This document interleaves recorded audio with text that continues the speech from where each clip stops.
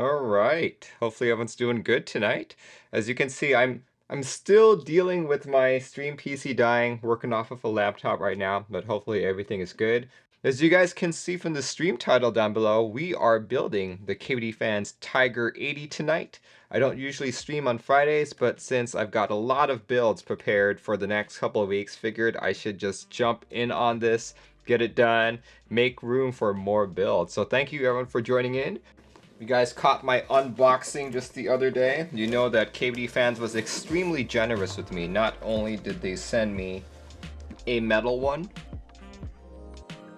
but they also sent me the Lite version that's currently still in IC. Because of that, we'll be building this keyboard 4 times. There'll be an aluminum, plastic, aluminum top, plastic bottom, plastic top, and aluminum bottom. And on top of that, they also sent me their 2 newest PBTFans keysets, PBTFans Neon and PBTFans Spark. So we'll figure out which one looks the best on them. As usual, I like to kind of pre-build my boards. So I have already put on stabilizers. This time I did something a little different. The Tiger 80 PCB is actually 1.2 millimeters. So they send you shims to go along with it, but I was like, let's try something different. So this time around, I'm using Rutra stabilizers. These are actually meant for 1.2 millimeter PCBs, so no shims needed. One interesting thing about them, other than you don't need shims on a 1.2 millimeter PCB, is that it clips in from the bottom, not from the top. So once you screw it onto your PCB, there is no way for that wire to ever become loose. So I think that's great. However, if something ever goes wrong with your stabilizer wire, this is going to be very hard to remove. Plate foam. There's the PC plate right there. See, and we're definitely going to put on the Miso and Merlin tape foam on it. So I actually decided not to use this because it looks so nice, and I really appreciate PBTFans sending me this. If you guys saw from your emails, we are using Hippos switches. So what are Hippos switches? Hippos switches are another Gateron switch, and if I'm not mistaken, the top and bottom housing are nylon, and the stem itself is UHMWP. So results in a fairly smooth switch. Very low spring ping as common with most modern Gateron switches. So we're gonna try these out. See, Jackie Rander says, no wait, why would one go for this over the KBD8X? This one is a gasket mount board, and the price is also $235 if I remember correctly. Yeah, and some say that this even looks better. Yeah, speaking of Gateron, these hot swap sockets are Gateron hot swap sockets, as opposed to the more common Kale ones. See, Comrade Question says, speaking of budget TKLs, I bought an NK87. Awesome.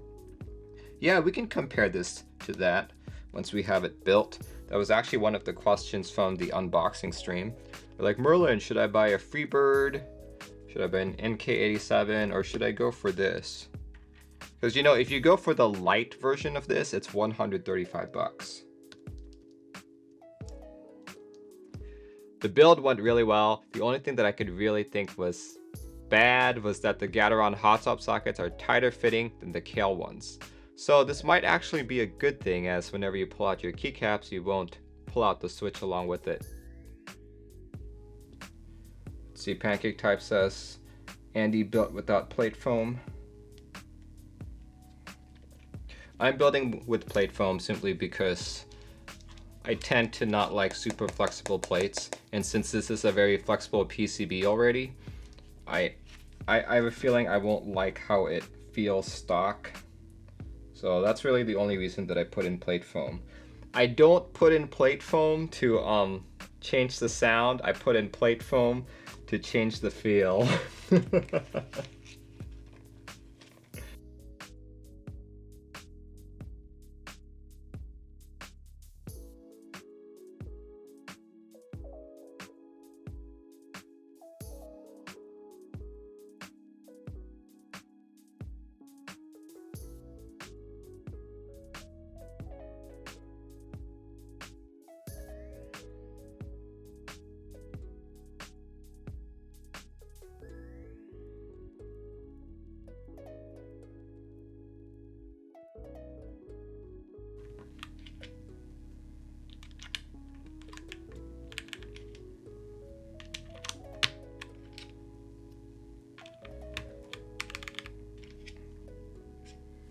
There we go.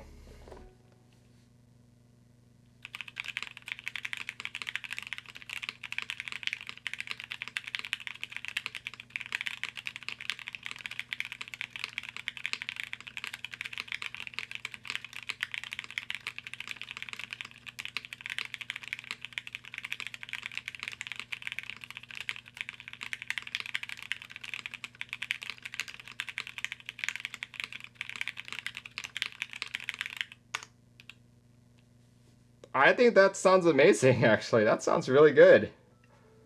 I like it. Okay. Yeah, that sounds surprisingly good. That's really good. I like that. So you turned out nice even with those switches. Excited for yours now. See, I got a redeemed highlight my message. Luminous Peak says, really quick, just wanted to let you know that your name was floating around in Alex Otis' stream today. People really appreciate your streams and what you contribute to the community. Thank you. Whoever said that on Alex's stream, hopefully they're watching this too. Thank you very much. See, Pancake Type said this should be about 1,500 kilograms. Ah, okay. Yeah, as it is right now, I like how it feels and I like how it types. So that's... And I'm seeing some underglow for in-switch lighting. No, wait, that's underglow. So you can't really see it on the metal board simply because it's not transparent. But once we put it in the plastic build, that's when we should see it. Helicopter says, it's a spacebar I'm hearing. The board sounds great itself. Also, you mentioned during the unboxing that it felt cheap. How does it feel fully assembled? Honestly, it doesn't have like when I held the Freebird felt premium, right? This one, I don't know, maybe it's the finish, but yeah, it still feels cheap. I think if you got the E-White variant, it would feel better, but the quality of their ano seems a little amiss, to be honest, and also the metal seems thin. How does it feel versus the Q series? Well, the only board that I can compare this to on the Q series would be the Q3. I like this better than the Q3. The Q3 I just wasn't impressed by. It didn't have that gasket mount flex. It didn't sound that good to me, but this one sounds great. Sounds good, feels good, looks good. Just, you know, of course you're not going to be holding your board like this, right? So once you're back to typing on it, you won't really feel this finish. Does it feel like a $225 board? Yes, it does, actually. In terms of my expectations of what a $225 should be, it actually meets that expectation quite nicely.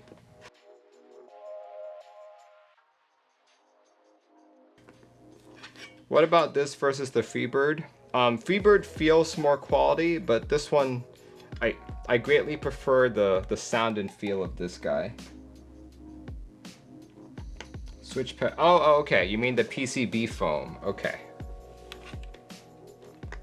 I was like, switch pad. I don't know what a switch pad is. Okay. I mentioned that the aluminum version was pretty thin. You could definitely see more of that when it came to the plastic one. Alright, yeah, that's so much lighter. Still looks good, right? With that case. Here, let's see. Will it sound better? Let me pause the music again.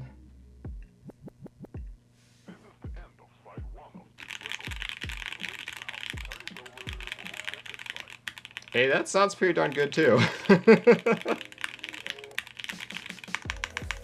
That definitely made it sound deeper. It took off a lot of that harshness or the pinginess of the case.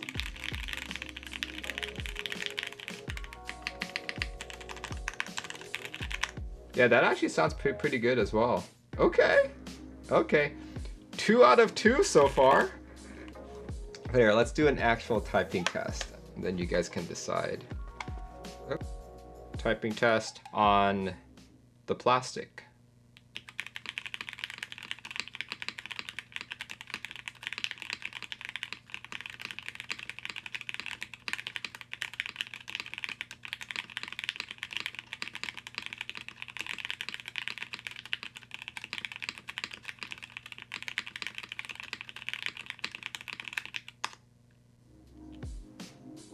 Sounds pretty good. This seems preferable to the NK87E for an entry level. You know what? Since you mention it, let's pull that out. I probably should have pulled out the Freebird as well when I had the aluminum. Oh well, too late. The only thing similar between the two boards are that both are TKL, both have the same layout, and both have PBT keycaps. But right now, as is, the NK87 is significantly heavier than this. This one feels hella light. This one's super light. So yeah, I can't even remember what I put on this. This one's Gateron KS9s. Okay, so similar, deeper sounding switch. There we go.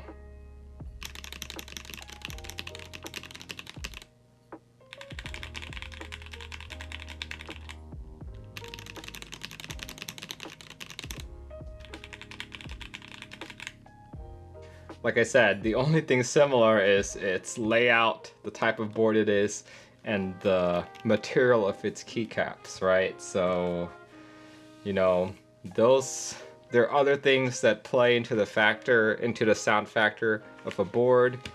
Both boards feel great to type on for me, to be honest. So yeah, this is significantly heavier. Yeah, holding the NK87 feels more quality. Oh, keep in mind, this is the EE. Holding this feels more quality than this one. This one feels hella cheap. In terms of sound, I'm gonna have to give it to the Tiger, to the Tiger Lite. In terms of feel, they're both about equal. In terms of look and feel, then this guy for sure. This guy for sure. But yeah, I think, in my opinion, I think I still prefer the NK87 over the Tiger Lite. Let's do build number 3. Alright, since the build is pretty much the same, it's just me taking apart the cases, let's skip forward to the typing test. Let's do a typing test. See, Helicopter says, this is my fave so far. See, just changing just changing the material of the top or the bottom can have such a drastic effect. Pretty intense. Like guys, I have not changed the switches, I have not changed the caps or the stabilizers. It's all still the same build. I'm just changing what the outer case is like. There we go. Actual typing test.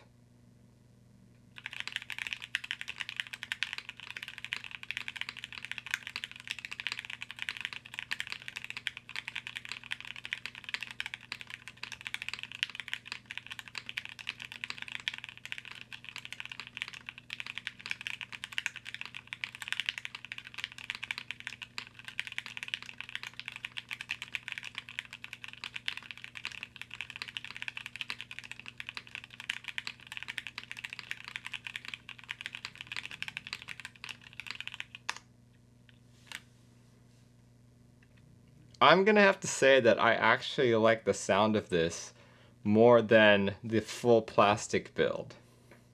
Alright, next build. Woo! Okay, so the feel of this board right now, just like picking it up like this reminds me of the Input Club Kiro boards.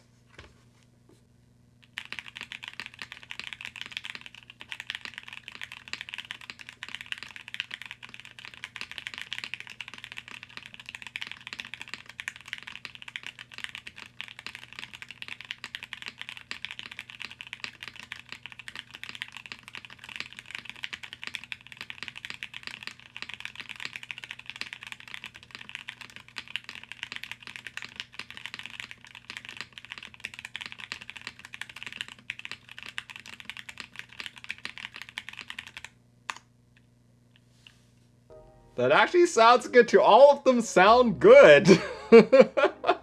Just have to figure out which one you like best.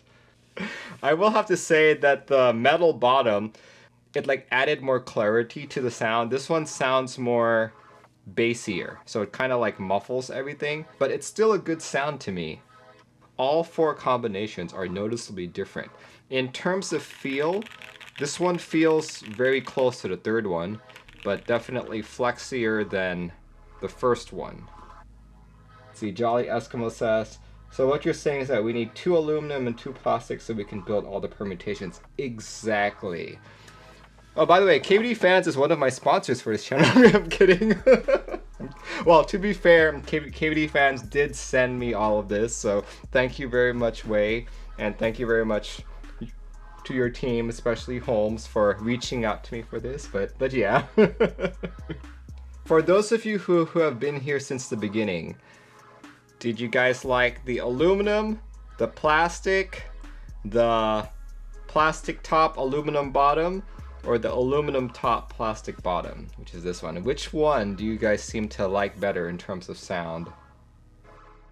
Let's see. Look at Phoenix says alu top and plastic bottom. So this one. See, Pancake Types is definitely alu top. Okay. Yeah, plastic top, alu bottom, says KCXY. Leo says alu. Okay, Andrew says alu top probably looked the best.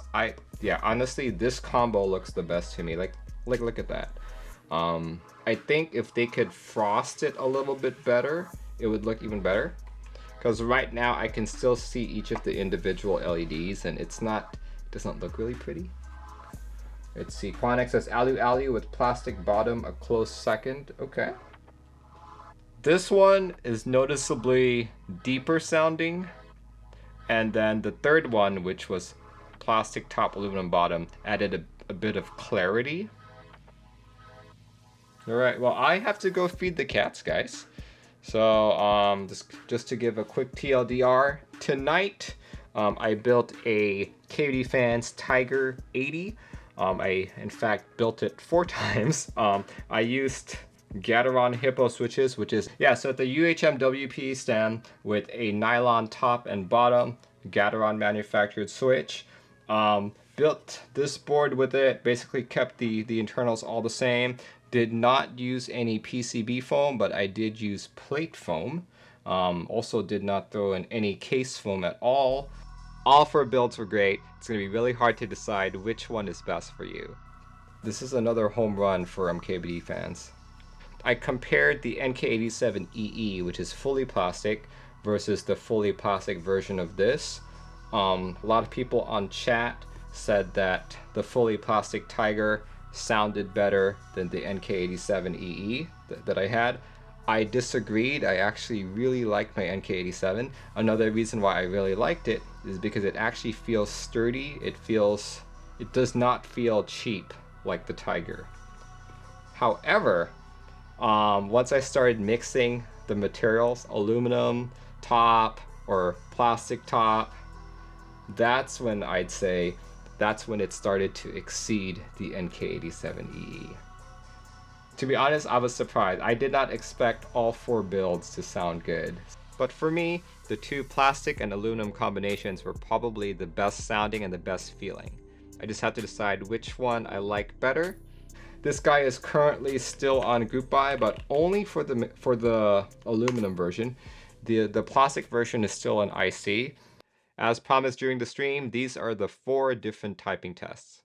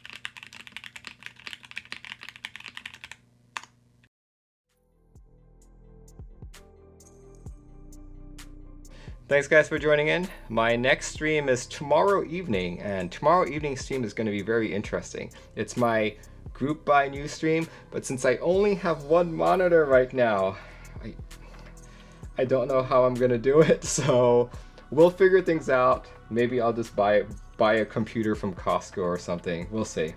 We'll see what I do on Sunday. But yeah, thanks guys for joining in, and have a good start to your weekend. Goodbye, everyone.